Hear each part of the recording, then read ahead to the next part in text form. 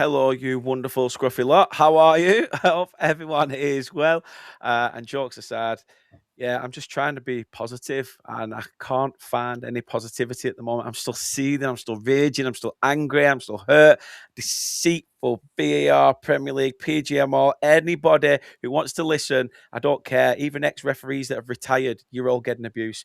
I'm not happy, not a happy bunny, but I'm not going to let that cloud my judgment on Tuesday's game.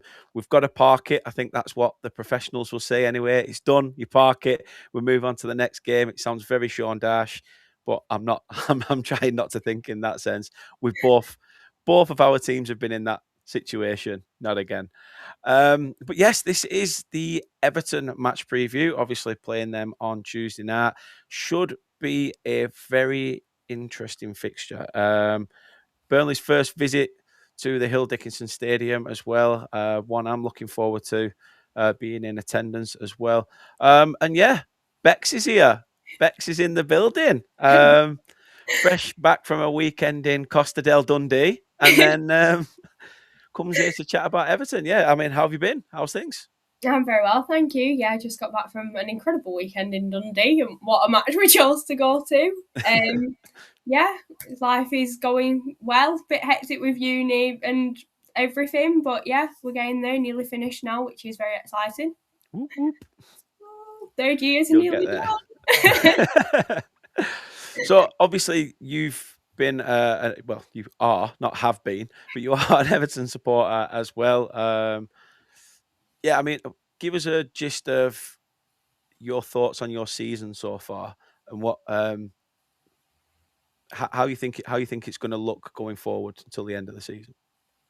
I think in terms of like our season so far, I think everyone will say the same of if we could play every match away, we would choose to do that. Our home form hasn't been the greatest since I think it's like December. I don't think we've won a match at home since then. So it has been quite an up and down season for us. Away has been absolutely incredible. I mean, we'll probably get into this, but like yesterday's match of a 3-2 win against Newcastle, a team that we like, we were saying off it, a team that we do sometimes and quite often can struggle against. I mean, you look at when we played them at home, they absolutely tubbed us, I think it was. So it was quite an interesting one there. But I do feel as though it's been a season of mixed emotions. I feel like heading into the new ground, especially, it seemed to be a lot of like pressure going into the beginning of the season, thinking, right, we're at the new ground, it's a new beginning. Moyes like first full season back in charge, so it was like looking at it from that perspective as well. Like you've just signed Jack Grealish on loan, Dewsbury Hall. It was like such an exciting time. Beat Brighton first match at season, and then it was quite like a quick start getting into it, and it was quite it was an enjoyable start, and then it just seems to have, we don't know whether it's like the ground just not being the same, or I think a lot are saying if we were playing some of our matches at Goodison, we would have won them, which is quite an interesting take on it. I think Yeah, that was mentioned a few times with the Leeds match when we drew 1-1 at home. There was a lot saying where the crowd is so much different at the new ground. If it was at Goodison and you had that more, I'm not saying that the new ground doesn't have this, but it's like the more like, I think everyone would say this, it was quite like hostile ground to go to with Goodison. yeah, Of course, everyone is, definitely. and how on like your back the fans did get. So it's looking at it that way of we have had our ups and downs, whether it's stadium, whether it's just the way that we are at home. I mean, injuries, suspensions. We can go through a lot of this season, but yeah, it's been an interesting one. It's been a very Everton season. I think that's the best way to describe it. You've had Idrissa get sent off for in his own play. You've had Michael Keane get sent off for pulling some hair. You've had Dewsbury Hall get 5 yellows, one of which is for taking a free kick too quick. It's just been a very Everton season, but it's been an enjoyable one, and I do hope that we can continue to push and maybe be in a chance of Europe, which would be absolutely incredible and not what I think anyone expected this season. Definitely not. I know my stepdad, I said to you off camera, he's a blue. He said the same thing. He's not expecting it. He says, but if we get it, hey ho. Heffy said in the chat, he says, don't worry, Burnley are coming next, so it won't surprise me if we just roll over and you guys give us a spanking, especially in the first 45 minutes. We might try to do something in the second 45, but the first We don't know how to start a game of football, as you saw at the weekend. You said there about chasing Europe. You've given yourselves a really good shot at that by denting Newcastle's hopes as well, and putting yourself more in that driving seat. Again, I'll say it now. I'm sorry that we couldn't. That VAR decided to punish us and give Brentford the win because clearly they didn't want Everton getting into Europe either. That's what I'm trying to on to, so we can both be angry. But yeah, I mean, cracking result, to say the least. Like you say, 1 goal, 1-1, 2-1, 2-2. A game of twists and turns. Yeah, it definitely was. I mean, like I said, I was sat there at Dundee, my watch would buzz and it'd be like, oh, we're winning. Oh, it's 1-1, 2-1, 2-2. And you're just like, what on earth is going on? But no, it was a really, really good one, hopefully. I know you won't want me to say this, but take the momentum into Tuesday, take the goals and having just like the momentum and the positivity around the team and just taking that into Tuesday will be good. But it was an exciting match. I mean, having Jarrell Branthwaite back scoring as well, incredible header. Better on the score sheet as well. I know him and Barry have had the criticisms this season in terms of not being where they could be in terms of goals. I feel like there's been quite some missed chances, but to see them both back on the score sheet this time was incredible. Even if Barry's goal did come off his bum, we do not care how they go in as long as they go in.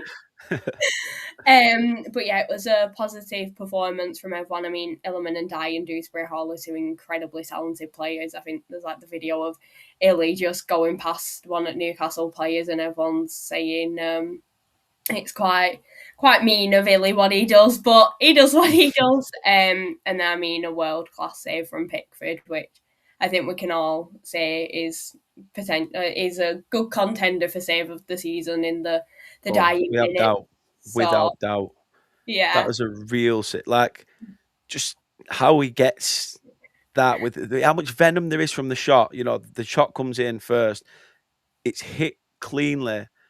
And for Pickford to get across, get something on it strong enough to be able to tip it onto either crossbar post, and then obviously it go out. I mean, what a set! To be fair, he's the maddest keeper I've even seen. When I watched you against United the other week, and the ball's gone past him like it's going to roll into back at net.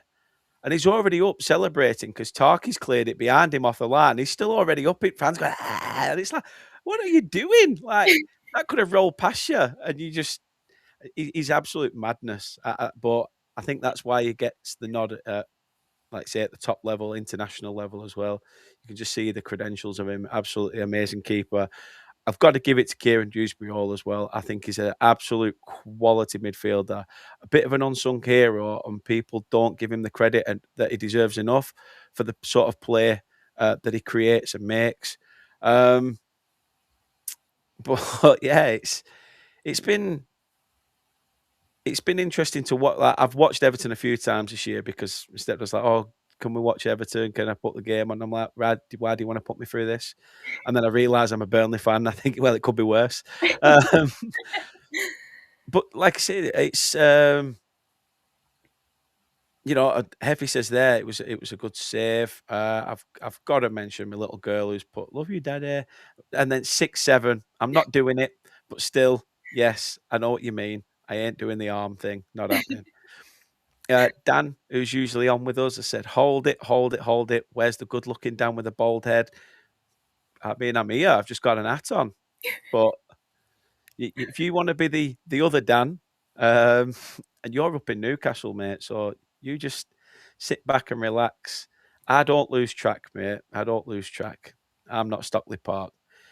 Two things at once. You are getting better. Yeah, exactly. Exactly. Max says pre-game show. The others don't tend to get involved. Usually just Dan and an opposition fan. Well, yeah. Sometimes it is. Sometimes it isn't. I mean, you are 8th now in the league. Would you be happy to finish 8th now if the season were to just be done? Yeah. Yeah. In comparison to where we have been the past 2-3 seasons, I mean, I think that has been some of the most stressed I've ever been in watching football. Battling relegation for the past 3. I mean, last season wasn't as tough. I feel like we ended up being safe earlier than we have been in previous seasons. I mean, we had one where we were relegated at half time and we're in the stands thinking, oh my God. And then Doucouré saved us. You had the Palace match, which every Everton fan that was there, wasn't there, will remember, of the 3-2. And it's just one of them. It's like to see the development that we've had just this season and to be able to say, like, you've got the 40 points, which I think a lot of teams want to be able to get to, Yeah. and we've got to that now. My dad always makes a joke of he'd be buying Easter eggs by the time that we got to 40 points usually. Like, it is one of them. This is the earliest we've hit that point, and to say that we can, like, if it was to finish, we're 8th, be more than happy with that, because we have had our ups and downs, like I said, with the home form and just different aspects to it. But to see this much of an improvement and to know that we've finished in the top half of the table for once rather than the bottom half, it is something special, and there is a lot to take from it and to build on for next season as well. No, I mean, Heffy says, I'd be happy if the season ends now just so I don't have to watch it. I mean, that's how bad. To be fair, I do see similarities in Burnley and Everton's game where, I mean, I'll get your take on it in a second, but I just personally feel that we are both of that same stature where defensively, when we have the ball in possession, we work it pretty well. Possession's great. We get to that final third and our arse falls out and we don't know what to do. And I feel like I sort of see that in Everton. I mean, what have you made of the football you've seen under David Moyes this year? I have quite enjoyed it at times. I feel like one thing that I will always argue that sometimes I don't agree with Moyes is purely just playing players out of position when we have players that are fit that can fit that role. So it's like, especially with the right back role, and it's like the likes of Jake O'Brien.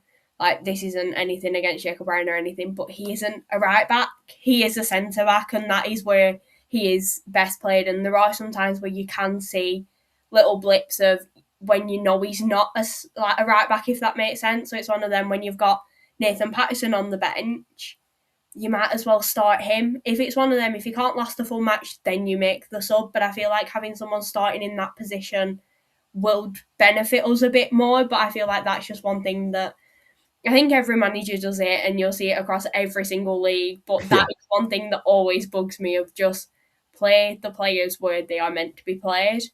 But no, it's been quite exciting football at times, but then also just going through the floor with it and like trying to see what works, especially when we've been bringing in new players. We've had injuries, suspensions, having to trial so many different players at once, and it has been interesting to see how they've all gelled. I mean, I think in terms of the striker situation is always going to be one that is spoken about when you're talking Everton, of do you start Beto or Barry up front? At times you've wanted to scream absolutely neither, but you've got to go with one, and there have been times where you are quite happy of like, oh, right, well, we're seeing something different. I mean, Barry has come into his own this season thanks to not Forest. If we could play them quite often, then we can get him getting goals. But it's like he found his scoring boots against them, and we have now, I think he's on 6 goals now, which could be like our leading goal scorer, I think I read. Which, fair play to him, and he has come into it. Defence, I mean, we've got a very solid defence. You've got Pickford leading from the back, and then Jarrad Branthwaite coming back in, but Michael Keane has massively stepped up this season, which, like, at the beginning of the season, I'll hold my hands up. I was saying, like, I'm a bit confused as to why we've given him the contract, because he was out of contract. We've given him a new one, and I was thinking, right, well, when you look at it, we've got Jarrad, we've got Tarky, we've got like the younger lads coming in as well. You've got Jake O'Brien, but I hold my hands up. Fair play to Michael Keane, because he has proved me wrong this season, and I am more than happy to like voice that. That he has stepped up massively. Without having Jarrad, the partnership between him and Tarkowski has just worked as well this season. We did have the blip of when he got sent off, but that is what it is. That match is just, I don't even know how to describe that Wolves match, but it was one of them where we have like the set defence now, and it just looks more positive going forward, moving the ball well. We've been able to cover for, I mean, Jack Grealish being out injured was absolutely That heartbreaking. must have been a massive hit. Yeah, especially when it was AFCON as well. Yeah, So you've already got Illiman and Jai out. yeah. Dewsbury Hall's injured, so you're thinking, where are we going to get someone to even fill the boots in a way of Jack Grealish? But like you said, I feel like Dewsbury Hall has been like the unsung hero. Like he goes under the radar and he's absolutely incredible. But I feel as though him and Jack Grealish signing at such similar times, all of the like spotlight went on Grealish, and I feel as Yeah, though yeah. Dewsbury Hall wasn't as spoken about. But now you've not got Grealish and Dewsbury Hall is still doing what he does best. You are now seeing everyone being like, "Wow, we've got a player in him." And it's also nice to see like some of the youngsters coming through as well. I mean, Harrison Armstrong, we sent him out on loan to Preston. He ended up coming back with Grealish being injured and everything else. And he has started countless games now. He was on the bench against Newcastle, but it's like he is, for me, one to watch. A Yeah. young lad that I think he's only just turned 18, 19, incredibly talented, and he's just getting better, and like the players that he's learning from as well, and the manager of Moyes, it's working quite well, and it looks like an exciting future as well in terms of the way we're starting to play. No, it's interesting. Like I say, I was gonna bring up Harrison Armstrong because, again, I think people look around and you've got, like you said earlier, you've got those players on the bench. You're talking about the right back position.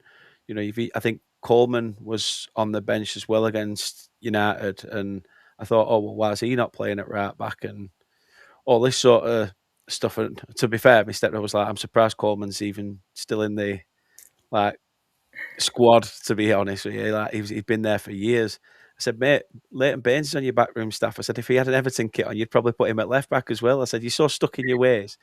Um, but yeah, I've got to give a shout out to Harrison Armstrong. I think for the guy to come in after being pulled back from his loan at Preston, um, and then obviously acquiring Tyreek George from Chelsea as well in January. What have you made of him coming in as well? Yeah, we saw like a spell of him against United. He looks like he could be a great addition to the team. He's quick with the ball. He's got like the eye as well for it, so you can see when things are opening up. I mean, like the United game, that was one of the tough ones to take at home. It was just a little blip that caused the goal, but there were so many positives, and he was one that I kept mentioning. He's quick, he knows what he's doing, and he can just create the gaps and get into them as well. It's one of them where it's like the link up between him, Dewsbury Hall, Illiman and Jai. It's such like a quick moving one, and it did look quite impressive. And then he can cross a ball quite well as well, and he likes to take a shot. So that's one thing you need as long as we're getting the shots in and challenging the keeper. I mean, you look at Saturday with Nick Pope. Dwight McNeil gets the shot in, Pope drops the ball with the rebound, and it's things like that that it seems to be we've been working on. And Tyreek George get the shot in, and you're more than happy if it challenges the keeper. Anything can come for it. So yeah, he seems quite an exciting one to have. Yeah, definitely, definitely. I mean, we're both going into, obviously you're coming into this on the back of a win. We're almost going to be coming into it with, I don't know, do we sort of use that negativity? And this is, unfortunately for you, it's Everton that gets the, you know, not that I'm going to say this happens from Burnley, but that Burnley turn up and slap a team in the Premier League. No, I've never seen that happen yet. But I think it's moments like obviously our game at the weekend where I feel like we have to now try and take that momentum. Obviously, we're totally polar opposite ends of the table. You're vying for European football. We literally are just hoping that West Ham keep losing games. We can drag Spurs into it. That would be amazing. That'd be some story. I mean, Heffy's already accepting defeat and says, "Please don't hurt us." I mean, she might look like Harley Quinn, but she's innocent. Is Bex? Don't worry, she's not going to hurt us. And who knows? Who knows? But yeah, I mean, what are you looking for, like looking forward to in this game? Because it seems like it's going to be two teams, like I said earlier, that sort of get into those forward positions, and then it's a case of right, what do we do from here? Can you see it being a game where it's quite open and expansive, or one where each team cancels each other out? I feel like in terms of as with us, our home form isn't there. You're coming in with like the anger as well, so I feel as though it could be a very open match of how it works or how we deal with like Burnley will be very interesting because we know the anger's going to be there, the fight's going to be there. I mean, you're able to score like not saying this in a bad way. You're able to score five, two being ruled out, was it against Yeah, Brentford? So it's one of them. You do have the goals. You are able to make the challenges, and you can see with us we do have blips. I mean, there was the 10-minute blip against Bournemouth that massively cost us sitting back, and then you also had the little one with United. So I feel as though it is going to be quite an end-to-end one. Which way it'll go, my bias is hoping it's us, but oh, of course. it could be one of them where it could be a draw as well. But I think because it's a night game, hopefully the momentum from Saturday can push us. But I feel as though the momentum of the anger from you could also push you, and it's one of them. It's like I feel like a lot of teams are coming wanting to do the upset on Everton of like we're in our brand new bright shiny home. So if anyone can come and like your first ever visit, win there, it is something that fans can then like hold over us in a way. So I feel like it will be an interesting one, but I do feel like it could be quite an entertaining watch in terms of how both teams are able to show up. Yeah, I think it goes without saying. Like I say, I think we prefer playing away from home, similar to yourself.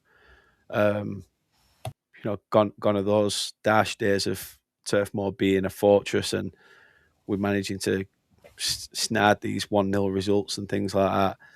We're just I think we're too expansive. And again, I go back to that United game. I thought Everton did the same thing there. They took the game to United, and then it got to like the last 10, 15 minutes, 20 minutes, and you thought, sod it, let's try and go for the kill. We're on top. And then United just did what United did, countered, bang, sucker punched. And I think that's the difference, isn't it, between the sort of teams that we are compared to those powerhouses up there. But you're still in and amongst them. I mean, like I say, I'm looking at the table now. You are still only, um, I mean, is Champions League out of the equation? Is it? If get the home form sorted, and I don't like again. If it is to happen on Tuesday, it happens on Tuesday. Get the bounce, get the run going, because it's like I think we've got Chelsea coming up at home. There'll be a Merseyside derby as well at home, so there are still big That's matches. it. They're fifth and sixth. So, like I say, you can So there are proper catch.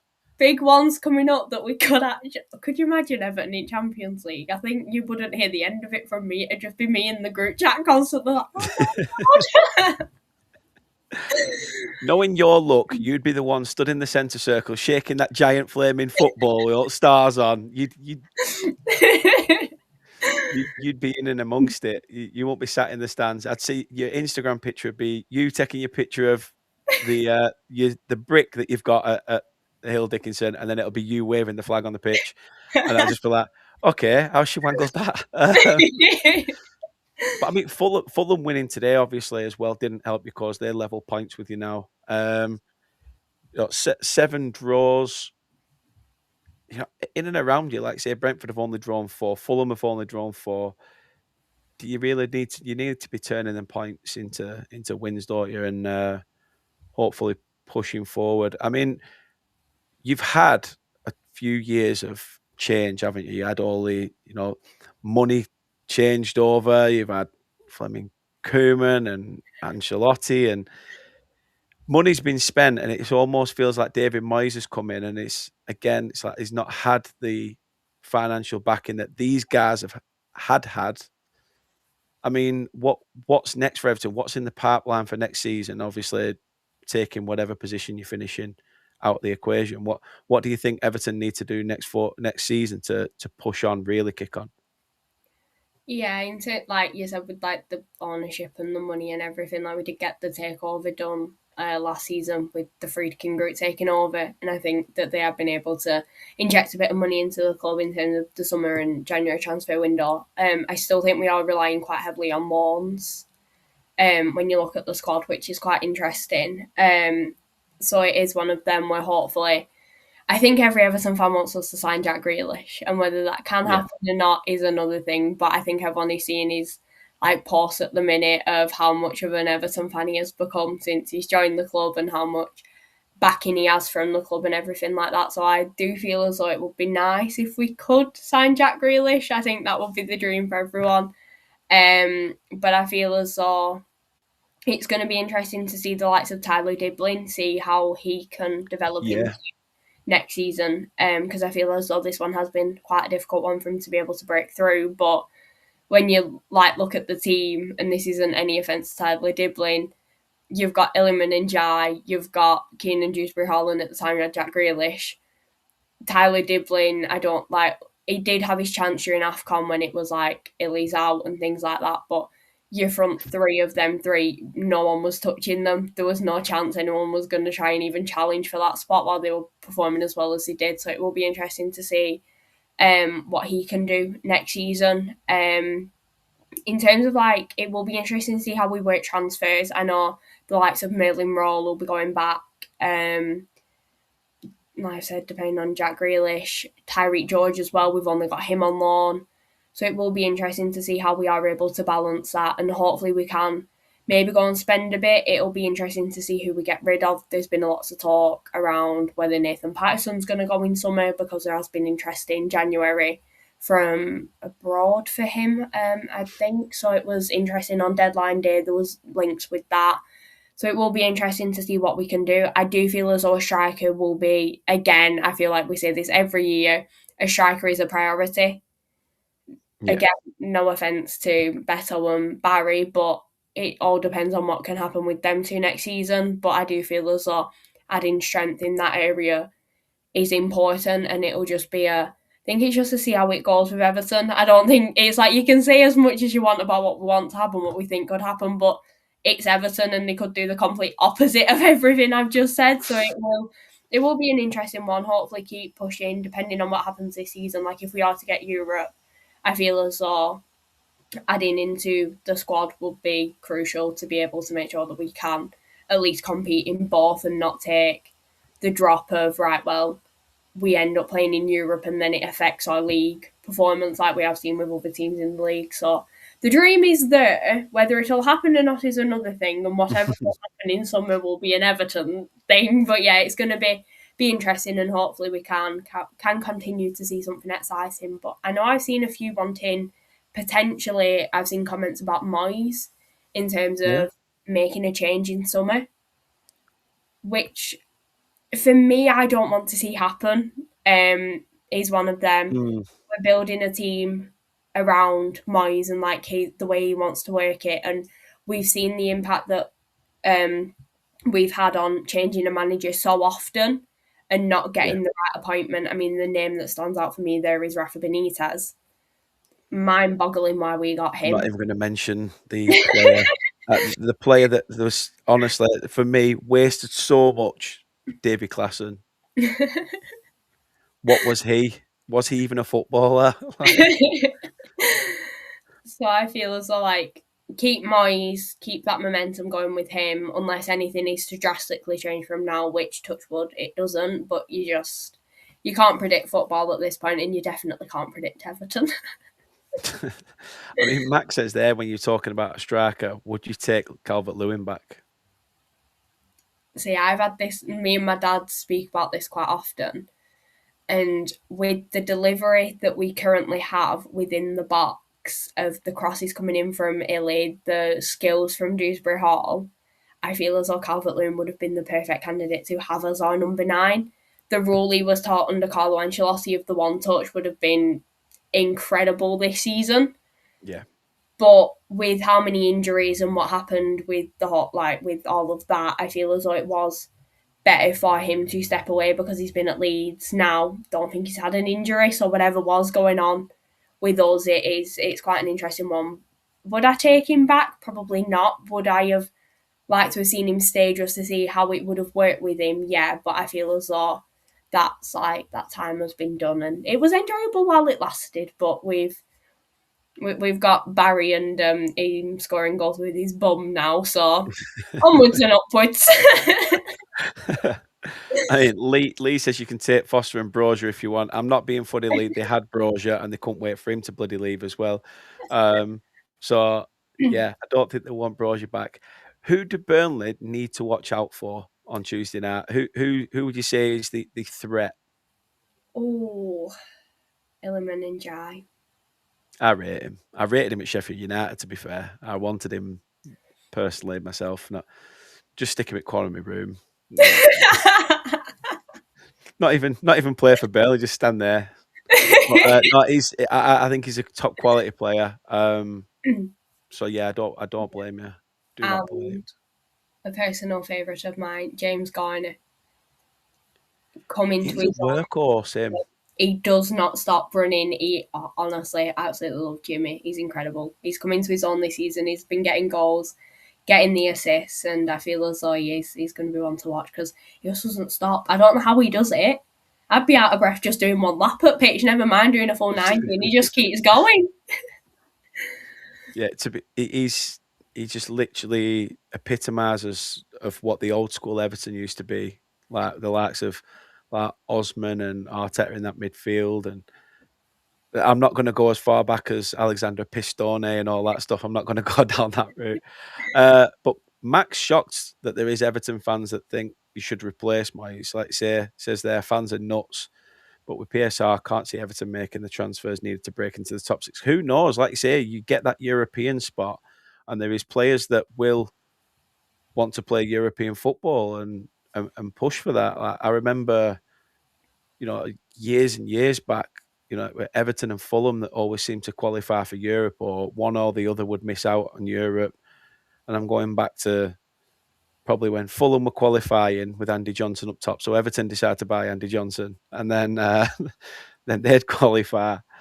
But I like to say, if I had to say a Burnley player that you guys have to watch out for, see, part of me wants to say about 2 or 3, but then all I think of is what's the point? Because as soon as Tarky just comes in, he sweeps the fucking legs from underneath them, makes no difference whatsoever. And then he goes, "What? I got the ball."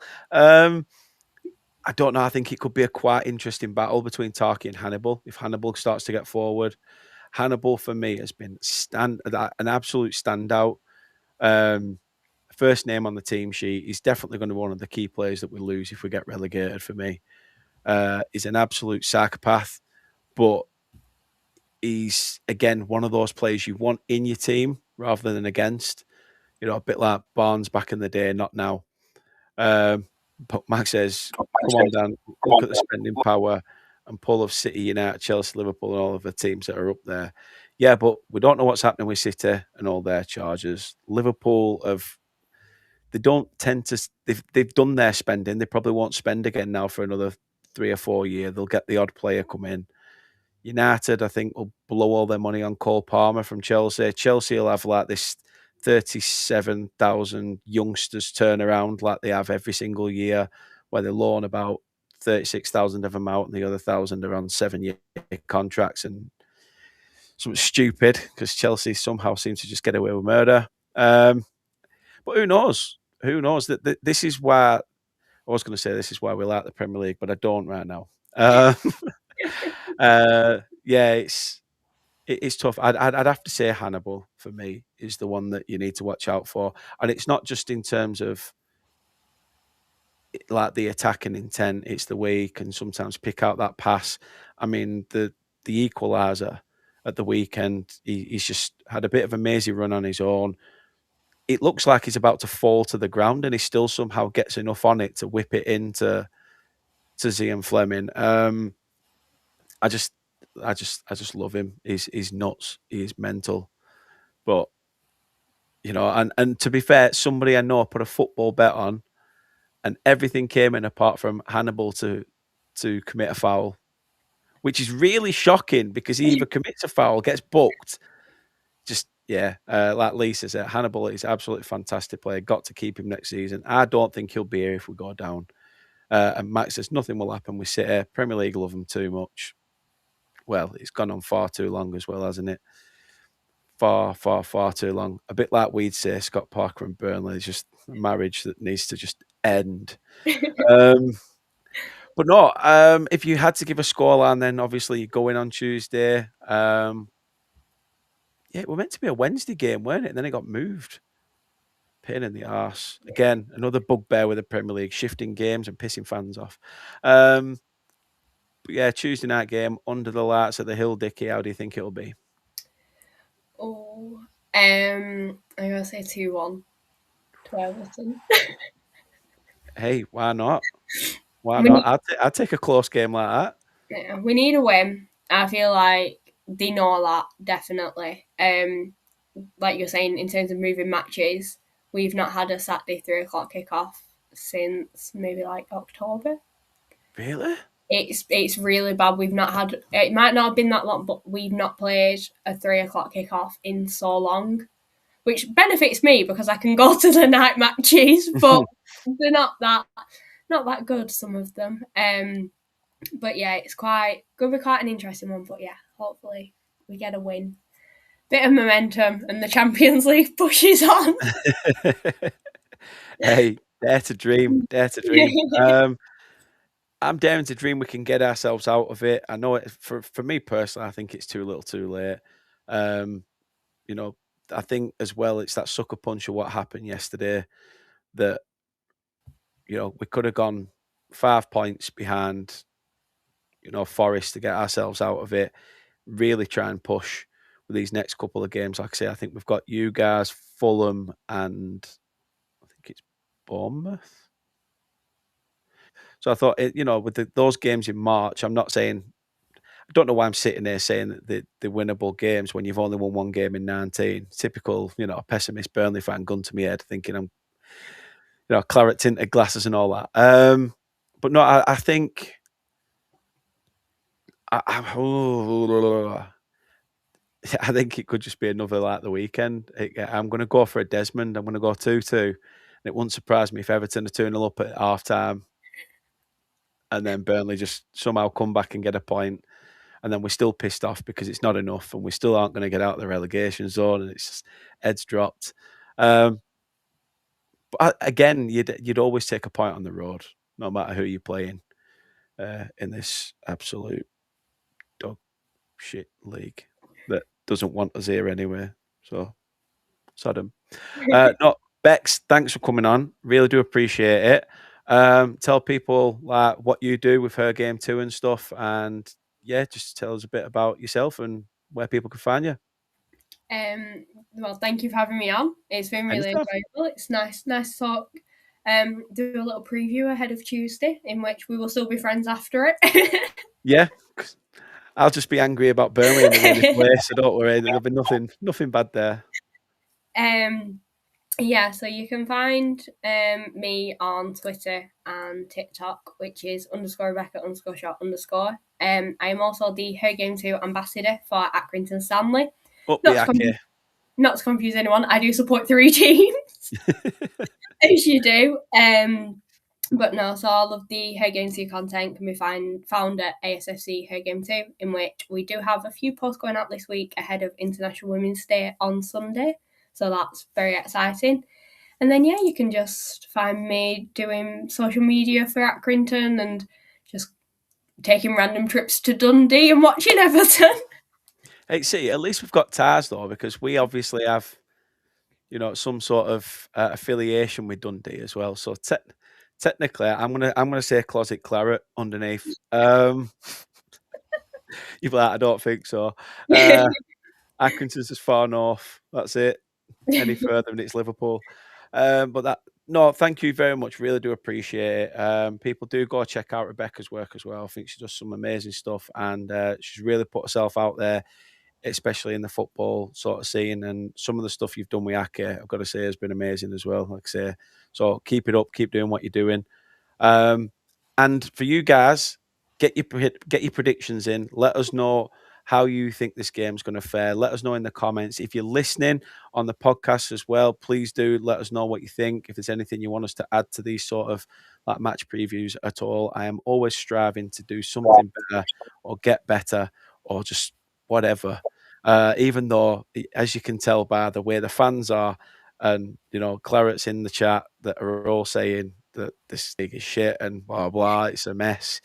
But yeah, Mac, I would say I went for a Desmond, mate. I went for a Desmond. Thank you very much for watching. Really do appreciate you all.